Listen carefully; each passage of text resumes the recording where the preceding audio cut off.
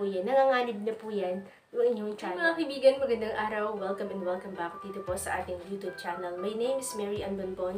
Kung bago lang po kayo dito sa ating YouTube channel, huwag kalimutan i-click ang subscribe button. Pwede na rin po ang notification bell para lagi po kayong updated every time na may mga bago tayong upload. Sa video na ito mga kaibigan, pag-uusapan po natin paano maiwasan ang demonetization dito po sa YouTube. So kung interesado kayo, tapusin mo lang ang video na to para malaman mo kung anong mga ideas at tips na pwede ninyong malaman or matutunan para sa inyong mga channel.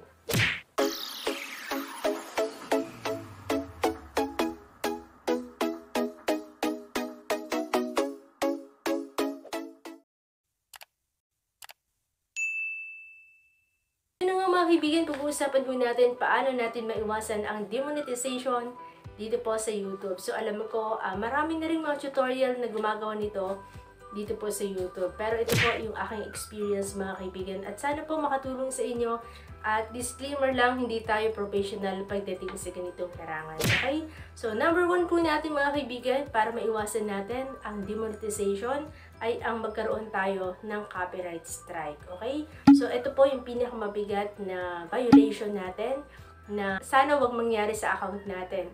Kasi once na kayo hoy magkaroon ng copyright strike sa inyong mga account, pag isa lang, okay lang yan. Hindi agad-agad mawawala yung inyong account. Pero kapag kayo ho ay nagkaroon ng 3 copyright strike sa inyong account, mawawala na po ang inyong YouTube channel.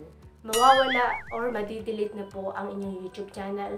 Kahit anong appeal ang gagawin ninyo, wala na po kayong magagawa. Pero kung isa lang na copyright strike, okay lang naman. Huwag lang kayong magdalawa or 3. Okay? So, delikado na po yan. Nanganganib na po yan yung inyong channel. Okay? So, next naman natin mga kaibigan, pangalawa po ay ang reuse content.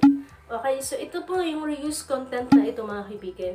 Ito pong violation na to. Medyo mabigat-bigat din. Kaya dapat iwasan din po natin na tayo ay magkaroon ng reuse content. Okay? So, saan ba nanggagaling itong reuse content na to? Kasi minsan, di ba, mahilig tayong mag-upload ng mga video na hindi sa atin. So, magkakaroon tayo ngayon ng reuse content. So, mahirap din yon na may ganun tayo sa account natin kasi makikita at madidetect yan ni YT.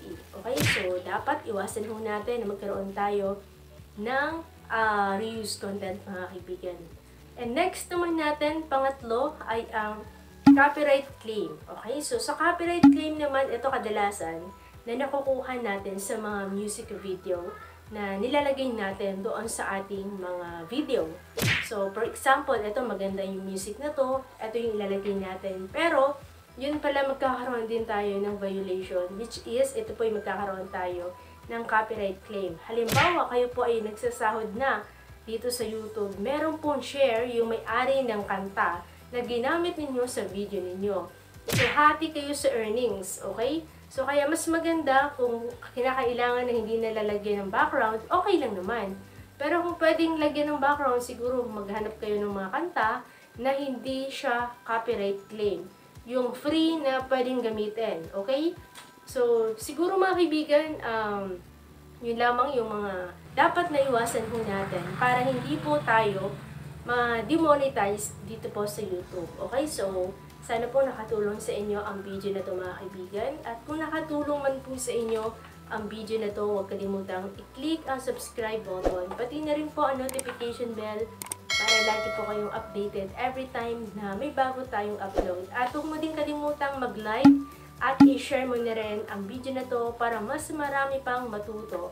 At kung gusto mo naman na ma-shoutout ka sa next video natin, huwag kalimutang mag-comment ng please shoutout kasama ang inyong pangalan at address para malaman natin kung hanggang saan na nararating ang mga video natin. Maraming salamat mga kaibigan and see you on my next video. Bye!